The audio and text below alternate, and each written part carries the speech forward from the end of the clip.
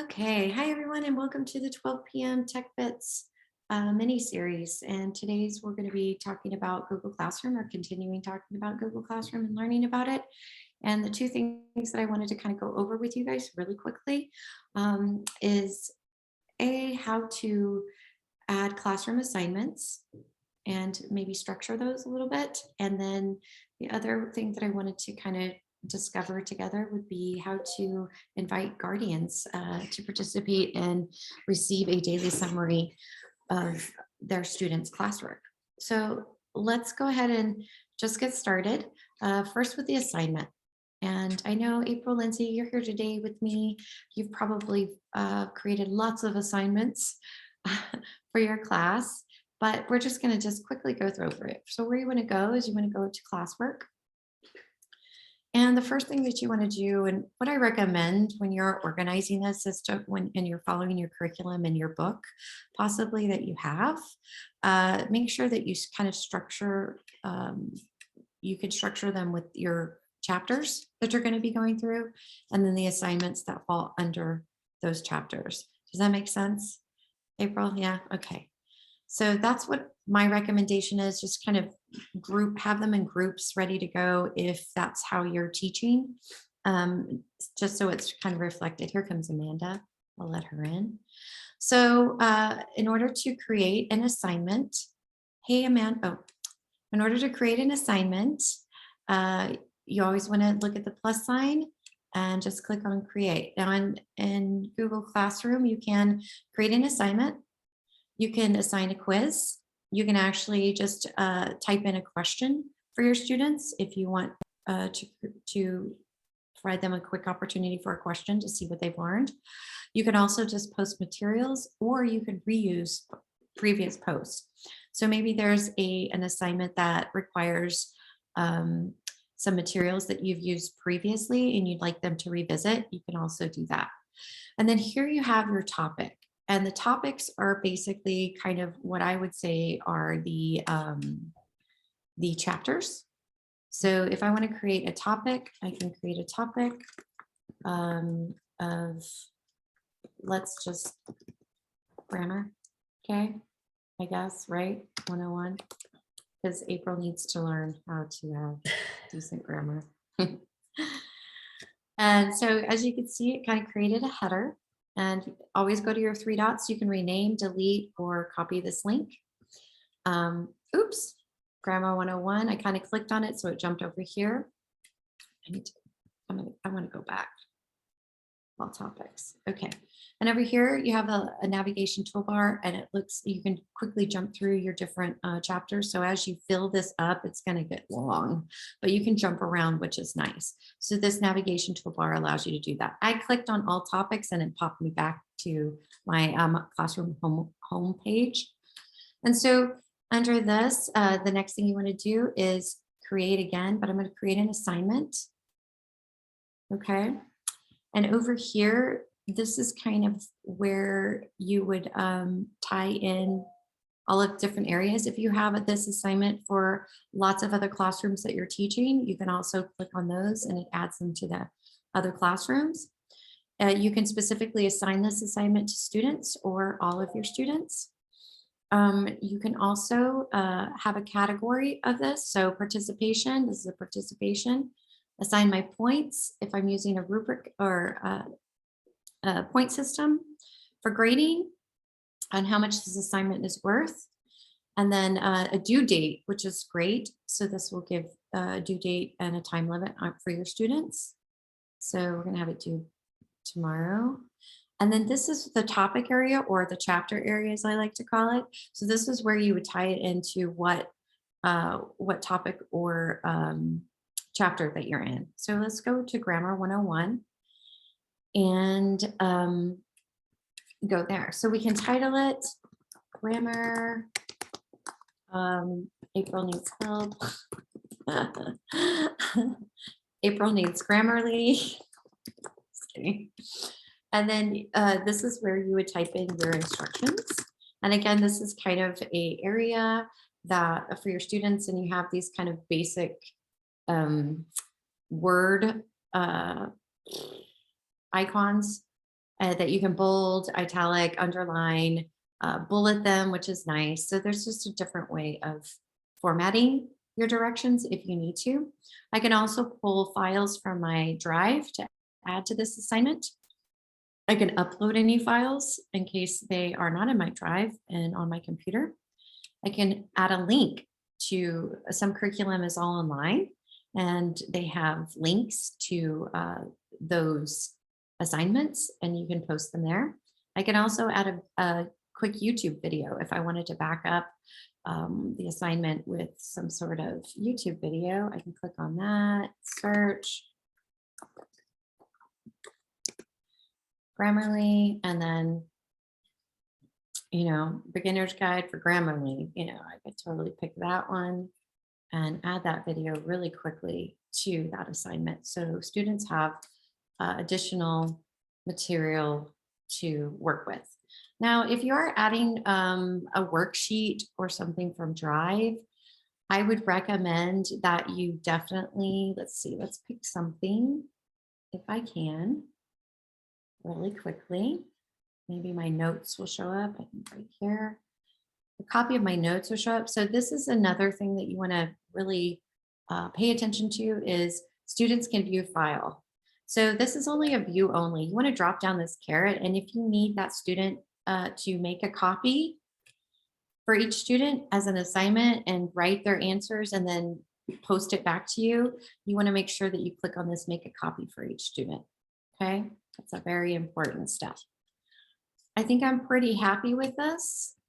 I can schedule this at a different time to be released if I need to, or I can save the draft, discard the draft, or assign if I'm ready. Okay, so it is assigning. And now I can see my lesson grammar, April needs Grammarly,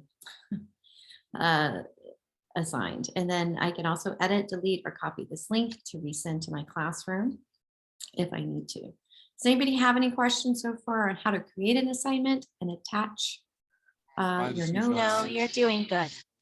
Hey, how are you, Amanda? I'm okay. Oh, In Alamore Gordo getting my car. oh, great. Well, I'm glad you're it's getting good, it. but I'm having to work via my phone. Right. Oh, that's not good. Yeah, that's hard. That's hard. I'm sorry. Amanda's in such high demand that she can't get away when she needs Not to get away. So that's always hard. Well, if you can think of anything else, Amanda, to add, because or April, please jump right in there.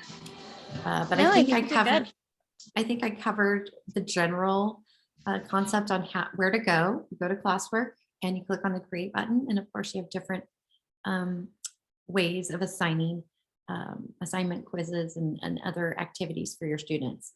So let's quickly jump over to how to invite a guardian. So if I have guardians that students and their and you can parents that are or guardians that are really want to know what's going on with my students. If you activate this feature in Google, what's nice is it'll give them a daily summary of what their kind of the progress of what their student or their child is, where they're at. And if they're falling behind or need to complete any assignments, it's a great way to quickly communicate with them without having for you to send an email every time. So it kind of just does it automatically, which is nice. So let's figure out how to do that. Where you want to go to your gearbox. On your right hand side, you click on the gearbox. It's going to list your class details. You want to scroll down. And the other thing that you really need to make sure is to communicate with your admin, administrator, and your domain. So this is a domain type of setting that may need to be activated by your technology person. So if you do not see it in the settings, then that's when we need to kind of communicate with our admin and tech admin to get that feature turned on. So, write codes. And see, I'm not seeing visible to students, calculating grades. And I'm not seeing an opportunity for Bumper, they me. call them bumper videos, I guess, because it's Do you see it, Amanda, or am I in the right? I could have sworn it was in settings.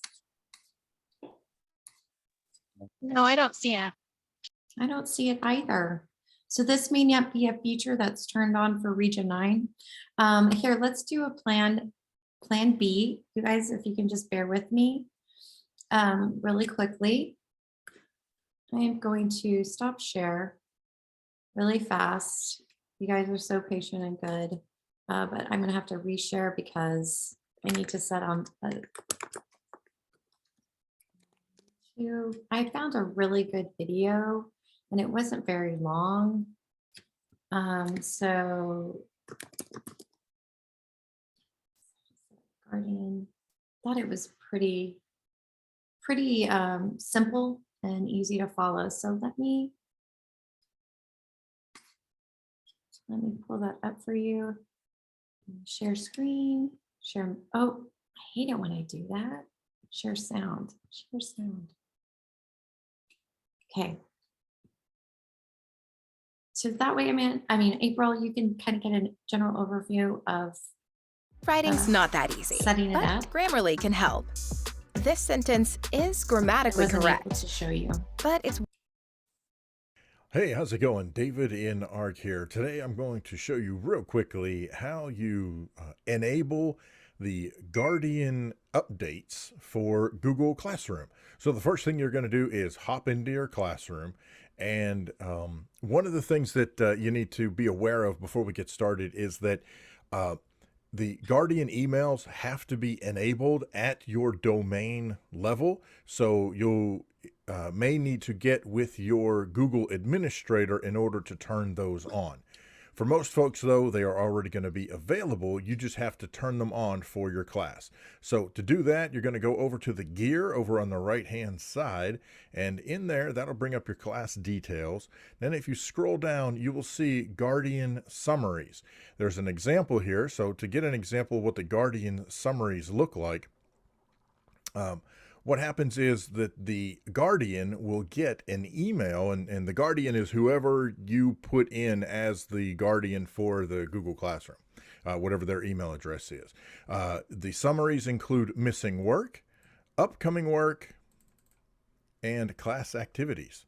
So by default, they're turned off. However, as you'll see here, we'll be able to turn those on in just a second. But here is a sample summary that the Guardian would receive.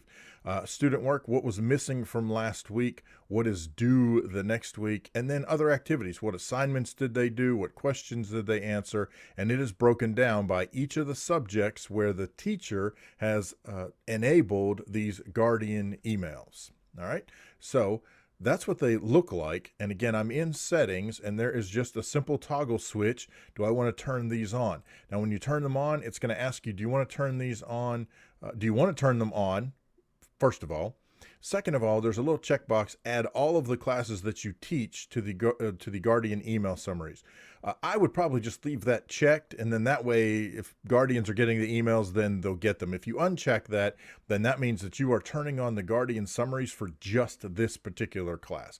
I'm just going to go ahead and leave that checked, add to the class, and now Guardian summaries have been enabled. So one of the things that I can do is after I save this, then if I go and look at the people in my classroom, you can see that I can invite a Guardian to this class, in which case I can add their email address. So I can add this person in here, and I can invite them as a Guardian to this particular student. Now, that's one thing that you have to also remember or realize, is that that is a per student thing. So the Guardian does not get any kind of email summaries or access or anything like that to any of the other students. They can just simply get an email regarding their students' progress in the class.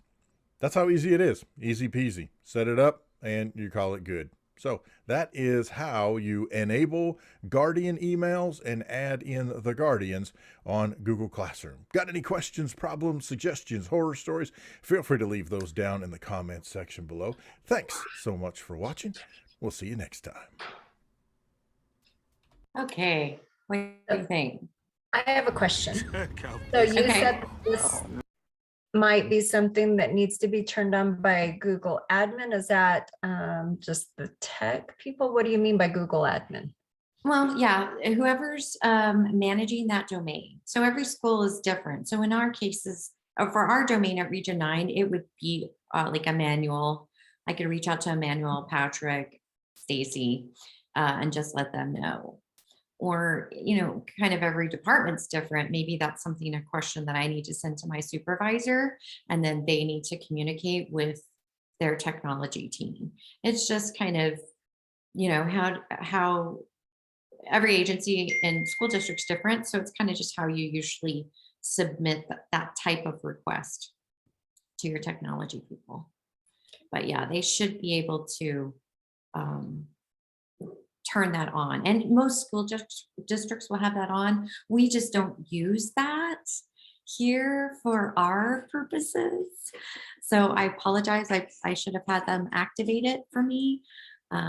But anyways, so hopefully they answered the Guardian summary, but the summary seemed really, really nice and easy to read for a parent or guardian. So I was pretty impressed with that and how they had it broken up. I've received those with my daughter being in high school. And Oh, so good. I've had her assignments and what she's missing or what, you know, and in Capitan, they even have a classroom for like the counselor's office, if you need to turn in applications or scholarships are coming up Right. and different things like that. So they were housing a lot of different things, not just. That is a the great classroom. idea and way to utilize that tool. Bravo to those counselors. Yeah, that's great in district. I like that. I didn't know that they were using it in that way. You know, I thought they were just receiving old school paper back, but what a way to track that. And as a parent, you know, see, you know, what your child has been turning in and saying that they've turned in even to the counselor's office. So I think it's great. Okay, well, that's all I had for today. Thank you guys for joining, and I'm going to go ahead and stop recording.